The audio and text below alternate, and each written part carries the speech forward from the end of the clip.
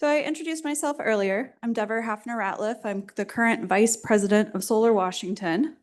But I find myself walking in both major worlds that are here today, and that is solar and utility. I was actually one of the founding board members of WSIA and worked in the solar industry for years. And now I work at a public utility district. And one of the things I realized as we were preparing for the Solar Summit is there are all kinds of things I wish I'd known about the utility industry when I worked in solar. It would have made the communication, the conversation, the policy debates, the arguments, all of those things so much easier if I had understood some of the terminology and some of the things that were really critical to utilities. And a big piece of that is for utilities, solar is just one piece of the puzzle, right? And how does it fit? Where does it fit? How does it help make the big picture? So the idea with this panel today is we're going to give some of our utility friends an opportunity to talk about that. And I will say that I got some pretty strong responses when I first put this panel together. Too political. You really want me to walk into the lion's den? We don't have anything they're going to want to hear yet. So solar community, you guys are smart. You're passionate. You're terrifying. So please go easy on our panel. There's also been a lot of things today that have come up that relate to utilities and solar. And so just quick show of hands. Who knows what a day ahead market is that Marcus mentioned earlier? Okay, good. It's a pretty good percentage, right? But for the utility industry, right now, that's kind of make or break in some ways as to how everything's going to go, how it's all going to flush out. Some utilities in Washington state are picking one market, BPAs pick the other. All of those things come together, and we have to take all of that into consideration when we think about solar. So for this panel, grid pro quo, something for something, we're really going to talk about what do the utilities look at and consider when they think about customer-owned solar. So utility scale, let's not talk about that right now. We're really going to focus on when we're giving credits to our customers, whether it's through community solar, whether it's through rooftop, how do those things play into what the utilities do overall? But to help set us up for that conversation, Donna with the Academy of Sciences, I'm going to ask you to give your quick overview first, and then we're going to go through and introduce everybody, if that's okay. So the Academy of Sciences, if you aren't aware, is doing a value of solar and storage study at the moment. So Donna is one of the folks at the Academy who's been working on that, and so she's going to talk a little bit about what they've heard through their initial interview process. Great, thank you. And I'll just speak from here in the interest of time, and I won't use a slide. A slide deck up there anyway, but thanks for inviting me back. I met this community for the first time last year at this meeting, and it was really incredible, so I'm glad to be back. At that time, I was giving you just an initial overview of what we were asked to do, and today I'm going to give a very brief summary of what we've done so far and what we're going to be doing over the next year. So first, what we were asked to do. In 2024, through a legislative request, we were asked to conduct a study to determine the value of distributed solar and storage. And we were asked to also engage with you as the interested community in this topic. And I'll talk a little bit about that. And then we were also asked to produce an interim report, which we did on June 30th of this year. And you all have access. I think most of you, if not all of you, have been sent a copy of that, but you can also find it on our website. We created an oversight committee of 11 members of very experienced people in this topic, scientists and engineers from both Washington State and elsewhere. And they're very engaged in the process of providing oversight and guidance to the work that we're doing. We engaged with you between primarily February and early May of this year through a set of 23 semi-structured interviews. We interviewed a total of 48 of you, including multiple representatives from some organizations with the help of senior facilitators from the William D. Ruckelshaus Center. We asked you all of the same kinds of questions, and we learned a lot. There were key themes about distributed solar and storage that we found a significant overlap no matter who we were talking to along the range of interested parties. So in brief summary, you were all interested and concerned about assisting and having your communities assist in meeting the growing electricity demand, which you've heard about through the PNUC and all the work that you heard about earlier today.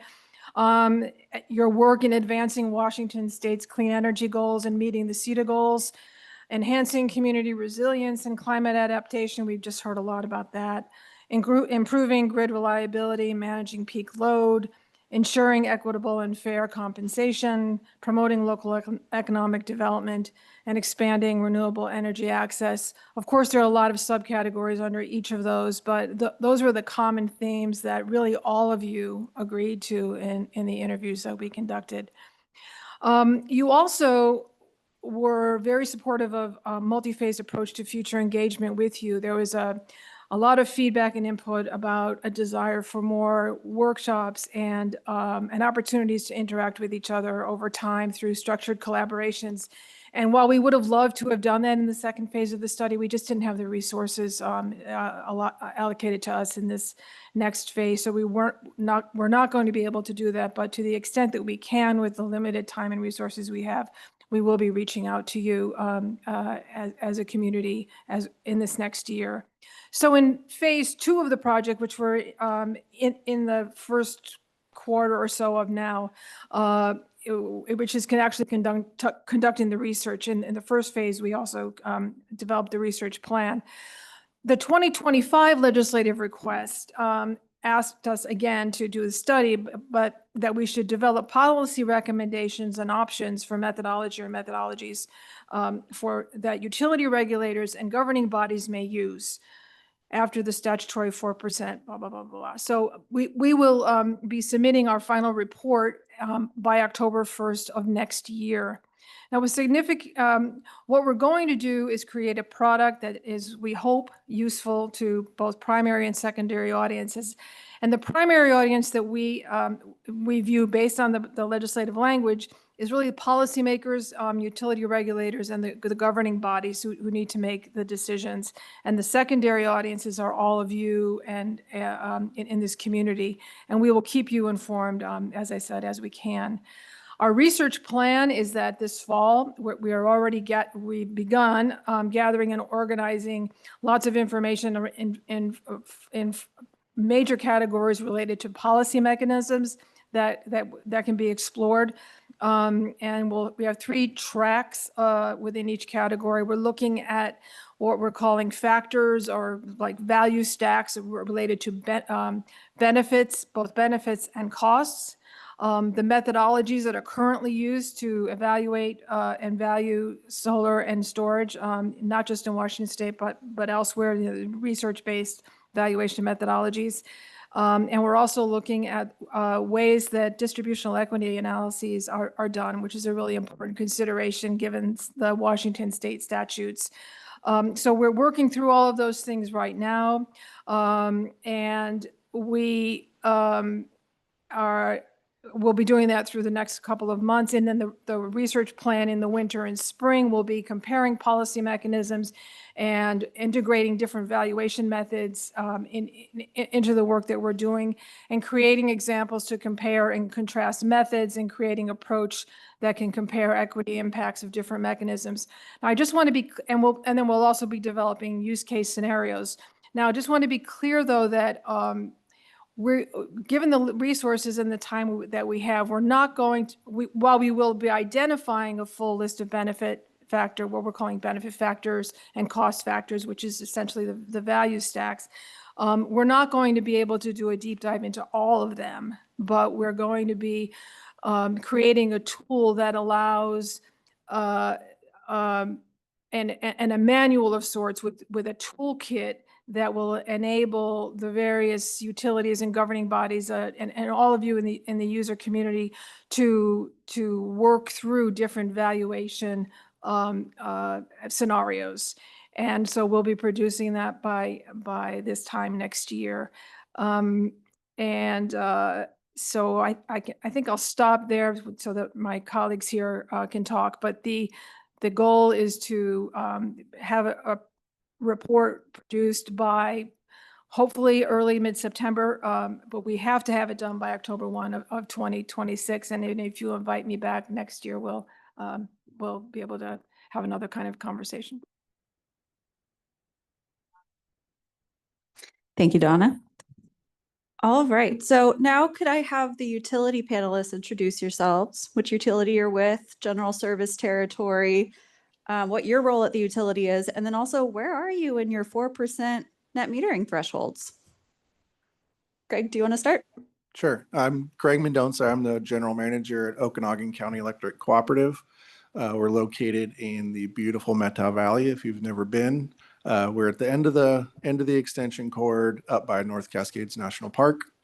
Unlike Alex, I do think utility as a disco ball is a great analogy, and I'm going to embrace that. I'm going to ask ChatGPT to match something up and come next year with a t-shirt maybe. We have about 4,000 meters. We have over 4%, so we are one of the utilities that we've exceeded our cap. We have about 3% of our meters, so about 120 with net meter solar. Hi, just want to thank everybody for having us here today. Appreciate it, and really appreciate working with Deborah over the years, both in her former role as a solar industry participant, later as Department of Commerce, and now within the utility industry. We've collaborated a lot and have appreciated that. So my name is John Rothlin. I am manager of government relations for the Avista Corporation. Avista is an investor-owned utility. We're headquartered in Spokane. Our Washington service territory is the Inland Empire, Spokane, north to the Canadian border and south to the Clarkston-Lewiston area. We also have electric service in northern Idaho.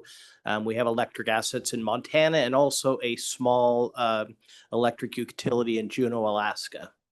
As far as Washington goes, we're about 2/3 of the way to our 4% minimum net metering requirement.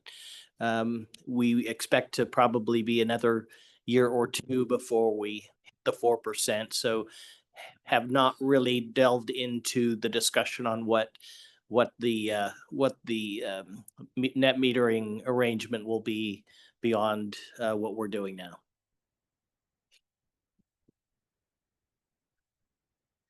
Hello. Yes, thank you, Deborah, for convening this conversation. I will say last night around 10 o'clock or so, I was wrangling with my 8-year-old daughter and said, I have to get to bed. I'm having a conversation about solar in front of 200 people tomorrow. Anyway, here we are. No, she was like, why are you doing that? I'm like, because I was asked to. So anyway, my name is Suzy Oversvee. I'm with Snohomish County PUD. Our service territory is all of Snohomish County and Camino Island. We have roughly 330,000 or so customers, and our second largest public utility in the state.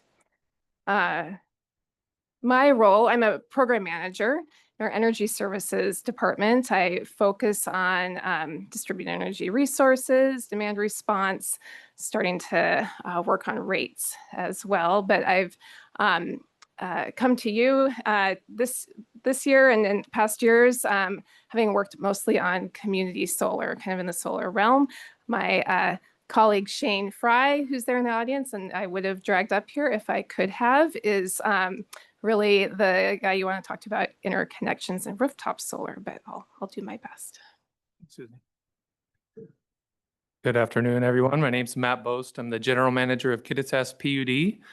If you know where Kittitas County is, it's right in the center of the state. As you drop your finger, it's right in the middle. We are one of 3 serving utilities in that county. We call it the Wild Wild West because there's not service territory boundaries there other than the city of Ellensburg, which is one of the 3. The other 2 is Puget Sound Energy and us. I think you'll notice by the panel we have here, we're all representing different size utilities and different types, both public and private. Gary and I would represent the small utilities here with being a cooperative and us being a PUD. So happy to be here with you folks. I will admit I was the one that said I was going into the lion's den. And there's a reason, is because we're one of the utilities that has exceeded the net meter cap. And we were the first one to deviate from net meter rates. We are actually at 360% of that legal requirement. And when we deviated, we changed to what we call wholesale rates. So we have the legacy, which is 1-for-1, and then we have the wholesale net metering, which is for those that came in after we met that cap. So hopefully we can provide some perspective for you folks and have a good conversation. So happy to be here. I forgot to mention, we are 76% of the way to our threshold. Oh, one last thing. We're 5,200 meters. So about the same size as Gary's. Well, it's funny, that's also about the same size as Cowlitz PUD, but we have a huge industrial load. So even with 5 megawatts of solar, we're only at 20% of our 4% at that PUD. So every utility is a little bit different, right? I do want to note the only utility type we don't have represented is a municipality. Seattle City Light, Tacoma Power, those that are tied into the city government. So there might be some things that are different if you're working with one of those utilities, but I think we did a pretty okay job getting a good spread. So Matt, you brought it up. Let's just rip the Band-Aid off if that's okay. Okay. Can you talk about why, when you hit your net metering 4%, why'd you decide to just change your rates as opposed to just saying we're not going to accept any more solar? Because technically, reminder, under the net metering law, once you hit your 4%, utilities are allowed to say, we're not going to do this anymore. So just curious, why'd you decide to just adjust things rather than Well, end the you program? hit it on the head. We didn't want to be the utility of no, right? We didn't want to say no. People in our county, you would maybe be surprised to find that a lot of the farmers and ranchers actually want sustainable business. They want to find ways to lower their costs. They want to be able to even produce energy on their own. And so we wanted to continue to allow people to do that. However, the utility rate structure needs to be sustainable as well. And we could see that there was a cost shift happening. If we continued to buy net metering and if it continued to deploy as fast as it was, then there was going to be a cost shift from basically those people who could afford these systems and those who could not. There's a cost shift there. And by creating the wholesale rate, we make the solar on par with our other resources from BPA. And we are a full requirements customer of BPA's, which means all of our power is bought from BPA. And we're already between 93 and 96% clean, as the law would describe it when we do our fuel mix reporting. And so there's not a need for us to buy that additional green energy right now. And so why pay 3 times the cost for it and cause a cost shift to those who maybe can't afford higher rates? In short. Yeah, I'll add. So we, very similar to Matt, we exceeded our cap. If you don't know what electric cooperative is, it is the best business model out there. I apologize to everybody down the line. We're member owned. We're not for profit. Every margin, every dollar that we make in margin, we give back to the members who gave us that money during that year. So great business model and very responsive to the communities that we live in. And that means our board is 7 elected members of the community. They own the cooperative as well, and they represent the community. They know that if we said no, similar to what Matt said, there'd be a lot of upset members. We're member driven, and our members want to continue to make those investments, and we're willing to let them do that. I think from our perspective, what we've done, we haven't done a solar specific rate, but we're on a path over the next 3 years to implement a residential demand charge. So that residential demand charge is across the board. It's really addressing our distribution costs and moving away from recovering those costs and just a pure kilowatt hour variable charge. So that actually, as you probably are aware, has an effect on net meter solar folks who made investments. So we do see an impact with this demand charge coming in on existing net meter investments, and it is a different conversation for folks putting solar on their rooftops now.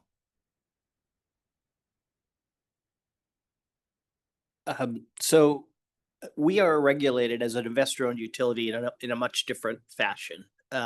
We are regulated by the Utilities and Transportation Commission, and then in Idaho and the Public Utility Commission there. And so at some point, when we seek to move to a different compensation structure, we will have to make the case before the commissions, before those proceedings. Now, I mentioned we're regulated in 2 states, jurisdictional to Washington and Idaho. Idaho, we've not changed our net metering practices there, but we are being, I think, queried by the commission there about when and where we will change. Our counterpart, Idaho Power, has recently moved to a real-time net billing system.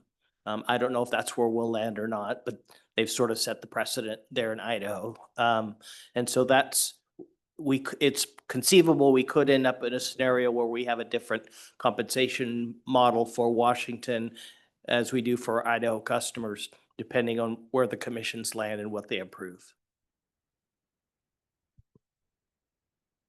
So as I mentioned, we're a little ways out from meeting our state mandated requirement. But just because we get there doesn't mean we are going to, switch on a dime. And we certainly don't want to be in the position of saying no to solar customers. We currently have a net billing rate for projects between 100 and 200 kilowatts.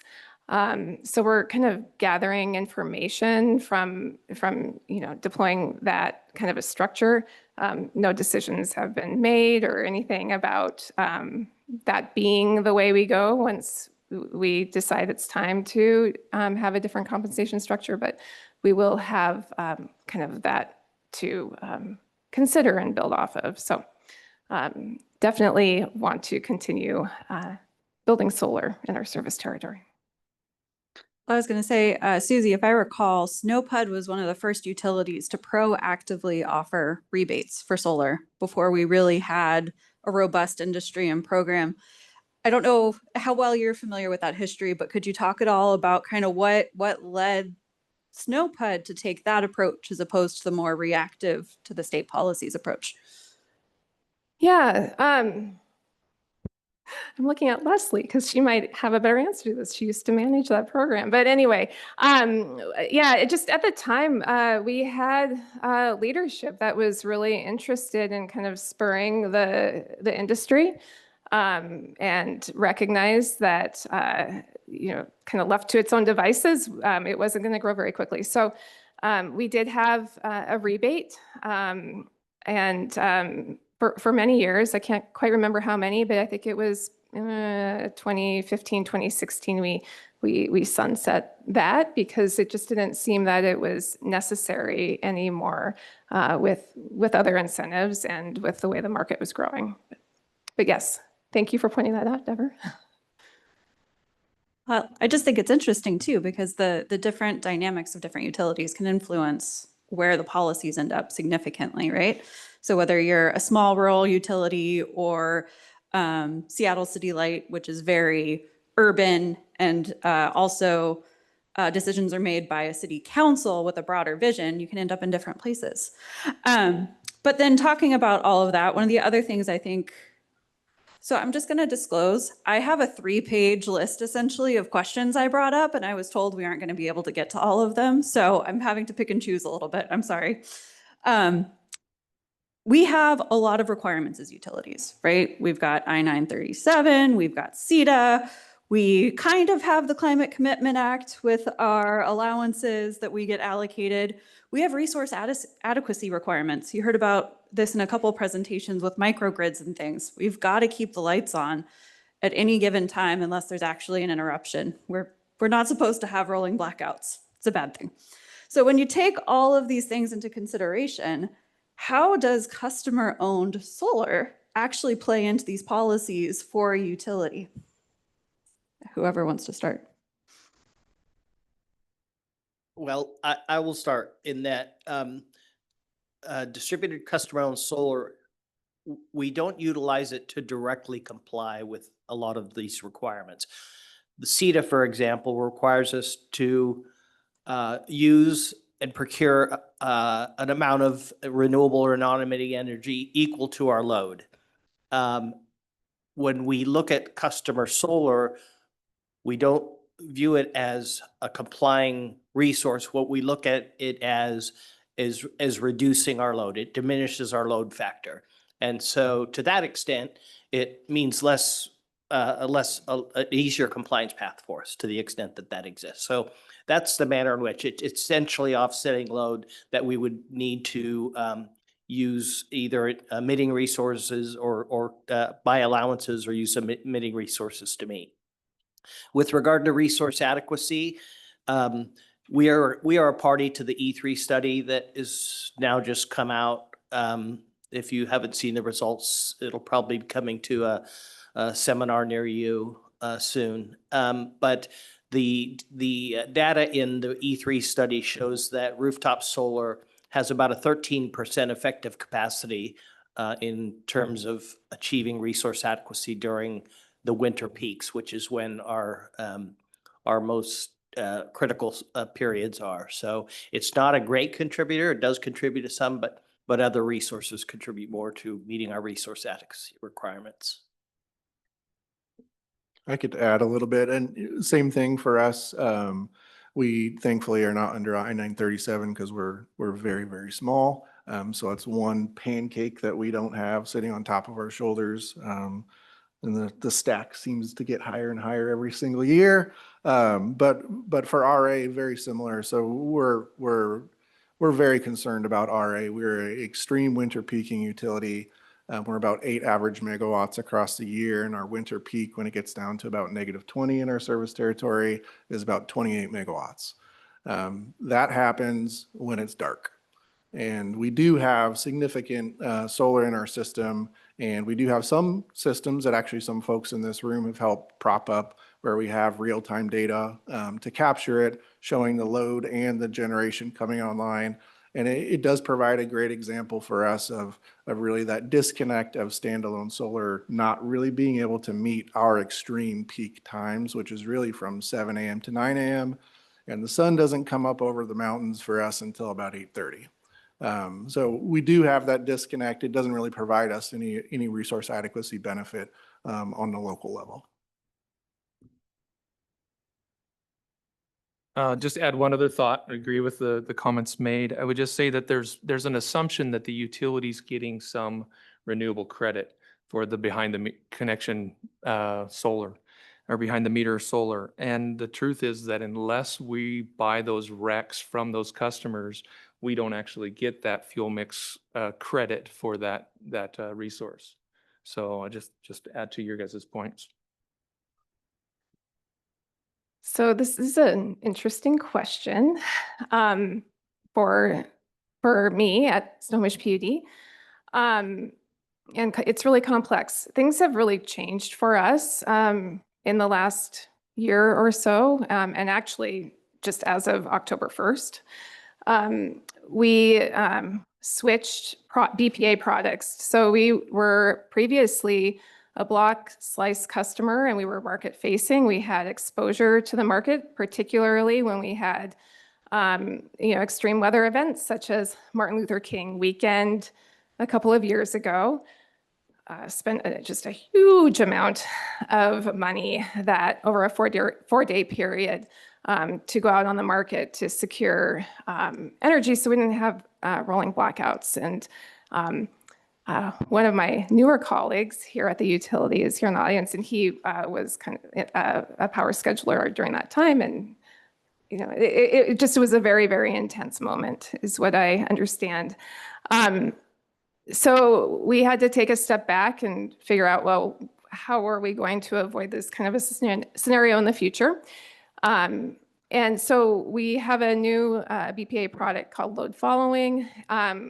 And I don't want to get into the weeds because I will get into trouble. I don't fully understand the complexity of it, but basically we've had to kind of do a mind shift in terms of how we design customer programs. because we no longer need to be so concerned about kind of daily peaks. Now, under this load following contract, BPA is taking that risk away. They are kind of managing that market facing piece. They have to provide us with that energy no matter kind of what the scenario is. But we have a higher demand charge now, and that demand charge is based on our monthly peak. And so I kind of provide this context because it's just changing how we kind of look at our programs. The other thing is with CETA and EIA. We have compliance requirements in the form of RECs. We need RECs, and actually now that we've moved to this BPA load following, we had to, or it was advantageous for us to kind of sell some of our resources, so we don't have kind of a REC bank that we previously had. And so a lot of folks have mentioned SB 5445. And that is significant for us because it now adds a way to quantify RECs through demand response. There's also a 4 times REC multiplier for priority distributed energy projects, which that's a real key benefit for utilities. I appreciate the comment that, we don't have access to RECs for rooftop solar unless we have a contractual agreement for that. We used to actually through our solar incentive program, but we're starting to look at ways to partner with customers to leverage 5445 and other mechanisms to kind of help us with those compliance requirements. That all kind of leads to, and I know I'm kind of babbling here, but just bear with me. We just posted our 2025 draft IRP on our website. I encourage all of you to take a look at it. I know it doesn't sound like the most exciting reading, but take a look at that, and you'll probably be pleased to see that we actually have some pretty aggressive targets around the locally sited solar in that now, and to the point where at first I saw that and I was like, oh, that's exciting, and then, oh my gosh, it's a lot. So and that's largely because of EIA compliance and CETA compliance to a bit of a lesser extent, as well as some inputs from 5445. So PUD's in a different spot than we have been in the past, I guess is how I would sum that up. And actually, I was going to ask, so utilities were required to do our clean energy implementation plan most of us every 4 years. There's some exceptions. And this is one of those years. So a lot of utilities are currently looking at not just what types of energy resources we want to use to help meet our CETA goal, right? So we've got renewable, we've got demand response, we've got energy efficiency, but we also have to go out to our customers, and we have to show that we're engaging with our customers and our community to get their feedback. So at Cowlitz PUD, the feedback we got was overwhelmingly our customers' first choice for new energy was solar. And so we get to take that into consideration as we do our planning for the future. But I'm curious for the other utilities during that process, or just in your customer engagement in general, what type of feedback are you hearing when it comes to new energy resources, whether it's customer generated or utility? Is there a bias one way or the other? Are you seeing one type of energy is more popular than any others as you talk to your customers about your portfolio?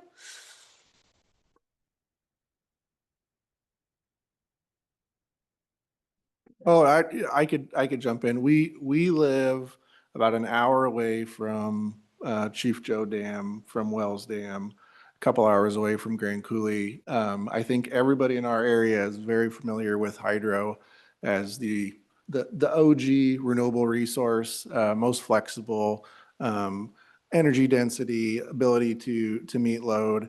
And I think if we could get 100% hydro, I think that's where our community would be. Physically, we are served by 100% hydro just because of where we are and how we're interconnected. But from a contractual standpoint, we obviously have a little bit of a mix.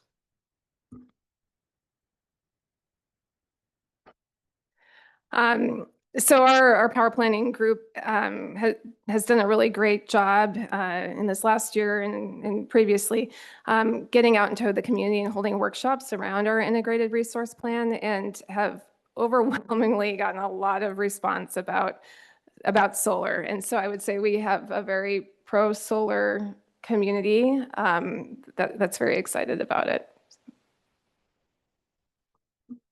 So I would say we're a pretty good mix. Obviously, we have a pretty good penetration of solar in our system already, as I mentioned, with us exceeding the net meter requirements. But I'll echo what Gary said with the BPA portfolio. We're primarily hydro, and we really have been spoiled by that resource over the years, and it really is the greatest thing here for the Northwest. But we're not going to conserve our way out of the future. We're not going to get more hydro out of the system that's already tapped. And so we're going to have to be creative in the future of finding more resources. And I don't think solar is just the answer. I don't think wind's just the answer. I think that there's some other things that are exciting that are coming that we are all excited about as well. So. I don't know about any bias. Avista has a lot of legacy hydro. We used to be known as Washington Water Power. We have several hydroelectric projects on the Clark Fork and Spokane River. So definitely recognition of the value that hydro provides. In our IRP, we do have in our preferred resource strategy a recognition of about maybe 11 megawatts of distributed solar, and then in the out years, about 300 megawatts of utility scale solar. So there is a recognition of solar being a tool that we will rely on moving forward. Also, I would point out that the Clean Energy Transformation Act singles out solar as one of the tools that we can use to reduce the burdens and distribute equitable benefits of renewable energy in the clean energy transition moving forward. And I think we are contemplating that solar might be a tool that we might use to provide benefits for our named communities.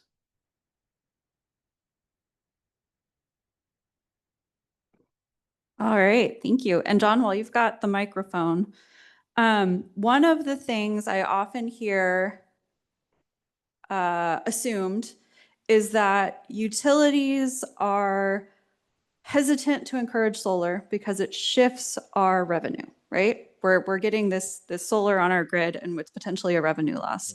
As an IOU, can you speak a little bit to how that works for your process specifically? Yeah. So one of the assumptions, since we are a for-profit corporation and owned by investors who expect a return on their investment, is that investor-owned utilities don't care for solar because it means reduced sales and therefore reduced profits. The reality is the investor-owned utilities have moved to a rate structure called decoupling, which means we no longer make money on the throughput of electricity. We make money on a per customer basis. So that's why we're incentivized to do things like energy efficiency. And that's why we want our customers who want to produce their own energy to be able to do so, even though it may mean diminished sales. We have a revenue requirement. Our rates are built so that we recover that revenue requirement.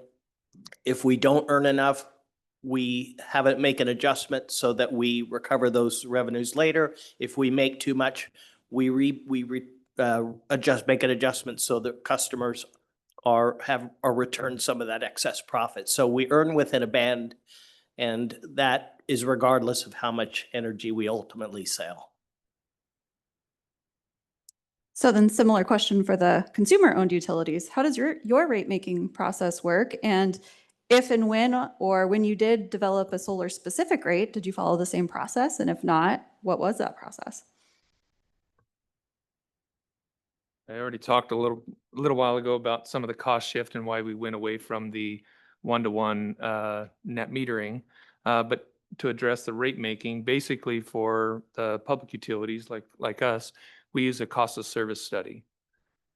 Basically, to kind of put it simply, we looked at each type of customer, residential, irrigation, commercial, industrial, and we look at the costs that are for serving that type of customer based on their load factor, based on all the expenses that go into serving that customer, cost of power, maintenance of the lines, everything.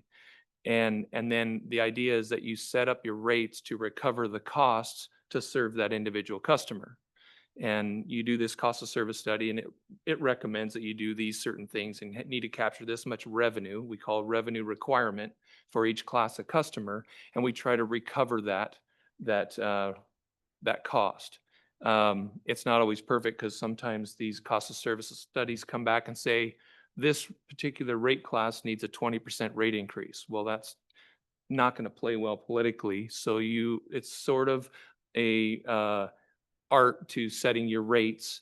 There's some science behind it based on those numbers, but then there's an art to making that so that you don't have this rate shock for a certain class of customer each time you do this study. So you try to make these gentle moves. I'll just add one other thought is that our utility is in the middle of a AMI meter changeout project. And in doing this, that will give us, and a lot of the large utilities already have a lot of this inter-hour data. Small utilities like ours, we don't have that. We read our meters once a month, and that's the data we get for the month. So establishing the duck curve for our utility and some of these other things that a lot of maybe California utilities have established, we don't have the data to tell you when those problem areas are. So we're trying to get new technology out there to be able to read the meters on a inter-hour basis, to be able to have demand information at each point of delivery, voltage information at each point, and to be able to make some of these good decisions in setting rates. For the net meter type customers for us, where was I going with that? Because especially the legacy ones that are 1-for-1, we had to make a shift from the variable type of billing components like kilowatt hours to more fixed, because we weren't able to capture or recover the costs for that class of customer because they were essentially zeroing themselves out of the system. And so we had to up our fixed charges, like our basic charges, and you're going to see demand charges hit more as we get these meters out there, because we don't have a way to recover the cost for that class of customer if they're zeroing themselves out, if that makes sense to everyone. And I think to add on, I think we're all you're load following as well. We're all load following customers at Bonneville. This is going to get slightly wonky again, but half of our cost is power supply in general, probably for all of us. Of that half, BPA's charges to us between 80 and 90% are fixed for 2 years. So our cost structure is highly fixed cost related. And if we historically have put those costs into a kilowatt hour charge, and it's volumetric, then we're getting charged fixed charges and we are recovering variable charges. So that creates a disconnect, and it drives these issues. And you guys will learn that as you move to load following, that your bill is fixed. You know what it is for 2 years. There's very little variability compared to the market-facing products. And so it drives your value proposition in terms of what are you displacing with this net meter solar. If I'm the same exact fixed charge for 2 years for the majority of my power, net meter solar is not going to displace that no matter how much I put in. So you have to take that into account as well.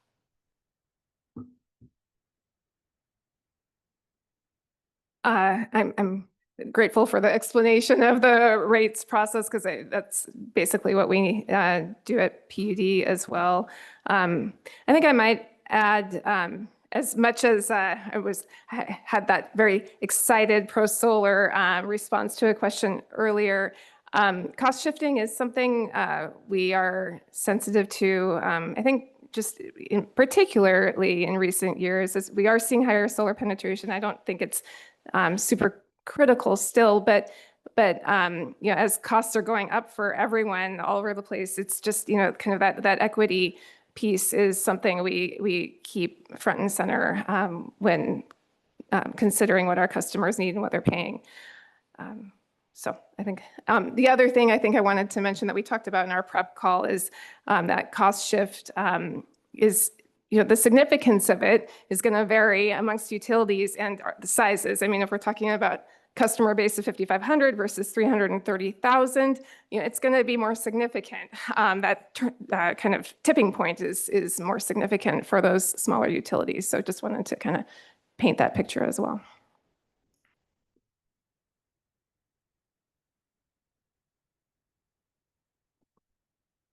Okay, thank you. And so as part of that, we also in our prep call talked about density, customers per mile and those types of things. How does that impact how you look at the management of your infrastructure, your rates, those types of things? I can take that one first stab at it. Well, we often get compared locally to the municipal that's right next to us. I mean, we're you know, right where the city meets the county, there might be one customer across the street, and our rates are harder to maintain the same as the cities. They've got over 100, and I think it's 120 customers per mile of line that they maintain.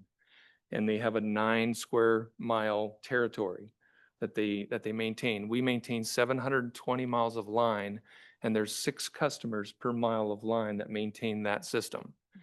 And so when they may have a basic charge that's much less than ours, it's because of some of the density, frankly, because of the amount of customers that are able to recover the maintenance costs for that much line to maintain. I've always described our build out as we're kind of like Oprah on her talk show when she's giving everybody a car. We're like that with transformers. Everybody gets a transformer. And we don't have the luxury of citing one transformer and serving 4 different locations. Everybody gets a transformer. The investment in plant per customer is significantly higher. And again, this kind of circles back to what we just talked about. If you're trying to recover that investment in plant through a kilowatt hour charge as opposed to a fixed charge or a demand charge, then net meter solar does not recover that. It does an effective job of essentially reducing that recovery for a utility. And that's why you see utilities looking at alternative rates and looking at demand charges. Yeah, that should clear up how we talk about this cost shift, right? So if that 6 customers that was maintaining that mile line now become all net meter customers, the adjacent 6 mile customers have to pay for the cost of those 2 miles. And if those 6 customers in that second mile are low income or fixed income or a vulnerable population, then their rates go up as a result of the net metering interconnection. And so we've got to structure our rates. So you're going to see some of these fixed costs go up. You're going to see some of these demand costs because we need to inherently be fair about how we're allocating these costs to each type of customer. Okay, I still have a long list of questions, so I think we're going to skip audience questions, but I'd like to use this as a plug for, please come to the reception so you can talk more and have a more one-on-one conversation. So you talked about how utilities are looking at making some of these adjustments, right? You're increasing the fixed cost ratios, you're looking at demand charges. That we also talked about how we don't get to default to taking that solar credit when we're looking at our portfolio compliance for clean energy and those types of things.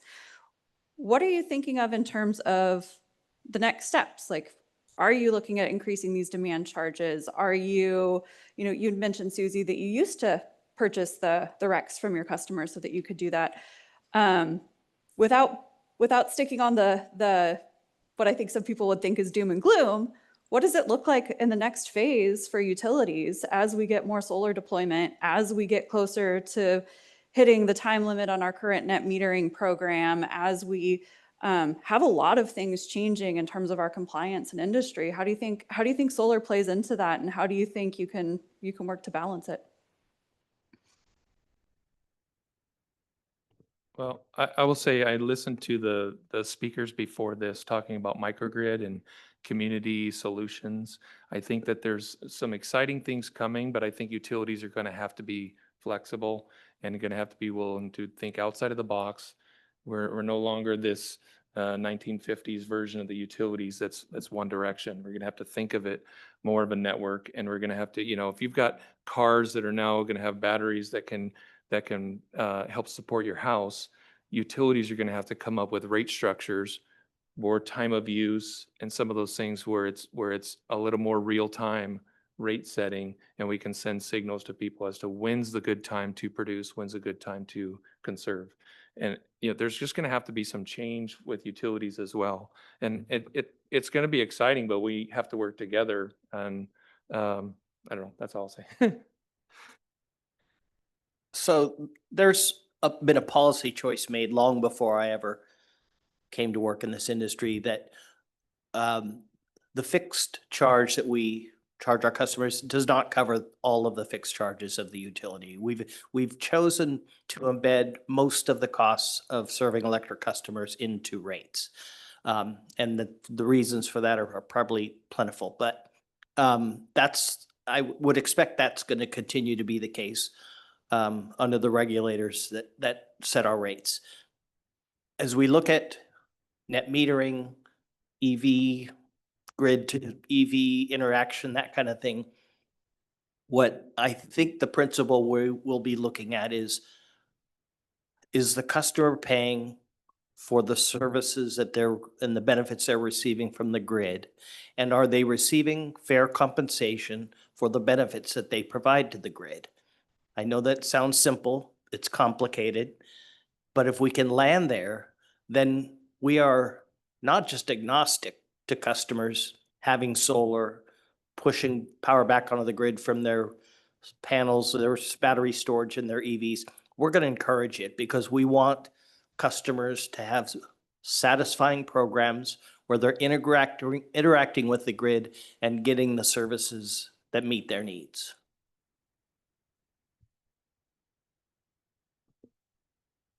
Well, I mentioned the pretty big targets that our power supply department has suggested for us and through our IRP.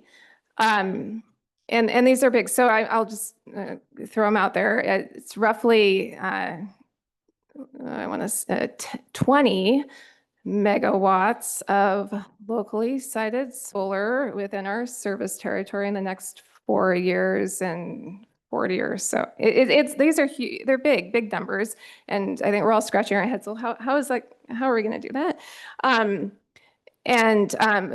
they're kind of directing us towards larger, on the customer sided side, 50 kilowatts and more, and then some, big kind of utility scale type projects. There's just no, even the bigger utility scale projects, it doesn't make sense to do that without partnerships in the community and with our customers. So there's a lot of opportunity there. There's opportunity. We got to get real serious about community solar, I think. we have 2 projects, but we don't have a comprehensive program. So I think those are the things on my mind at our utility. One kind of challenge is particularly with those larger projects and kind of identifying customers who'd be willing to partner with us. As I mentioned earlier, we're really, the value for solar for us is in compliance and in rec acquisition. And those larger customers that we might otherwise go to are kind of in the same boat, either through ESG requirements or a CCA or what have you. So I kind of foresee a competitive market for recs. So that's an interesting one we're kind of thinking through as well. There's a lot going on in my mind and a lot of upcoming discussion at our utility. I think I could relate to what everybody said. I think I'll throw one thing out, and that is, I think what you're going to hear in the next coming years, maybe even 24 months, is a huge shift away from talking about energy. We care about energy. You're going to see a huge shift of utilities talking about capacity, resource adequacy, and solar, standalone solar, lives in the energy world. And I think what you're going to start seeing is if solar is not paired with storage, it's going to get pushed to the side because utilities need capacity. We have lived in a great world for 80 years. Bonneville has taken care of this entire region, serving everybody's needs for 80 years, and that day is stopping. And they're getting pulled back. They're getting their hydro limited. And so we are at a spot where we're retiring firm generation. We're not building fast enough. The state is not permitting things fast enough. And we're going to find ourselves at a situation where a bad thing is hopefully not going to happen, but potential blackout happens. And that's when you're going to see things shift. And you're going to see policymakers care about capacity, firm capacity, serving load, and reliability. So I think there needs to be a shift towards pairing solar with storage at minimum, because you need to be able to dispatch. I think the previous panel talked about dispatching storage. You need to be able to do that to show value, because standalone solar in a wrap world, in a Western power pool world, it doesn't cut it. You need 8-to-1 in terms of nameplate. That's what you're getting for your winter peak. And so it's a problem. It's a problem that the industry can tackle, and there's a lot of smart people, and you all could go out there and do it. But if the reliability and the capacity is not behind the solar products moving forward, this region specifically is moving towards caring about capacity and resource adequacy. And if it's just standalone solar, that value is going to drop significantly. That's Greg's opinion, but happy to talk about that at the reception if you want. All right, does anyone else have anything you want to say for closing out? Donna, I'm going to put you on the spot since you did our intro. Do you have anything you'd like to say to close out? A fascinating discussion. I think it just highlights the incredible diversity of considerations in the energy market here in the state, and why the work that we're doing cannot come up with a single number as evaluation for solar and storage, because it's why our product will need to be a toolkit that you can use to work through this incredibly complex array of individual utility considerations. So fascinating. Thank you all for your really candid comments, and good luck. All right, thank you all. I know this is a challenging conversation, right? I'm sure everyone in the room heard at least one thing you didn't like or you disagreed with.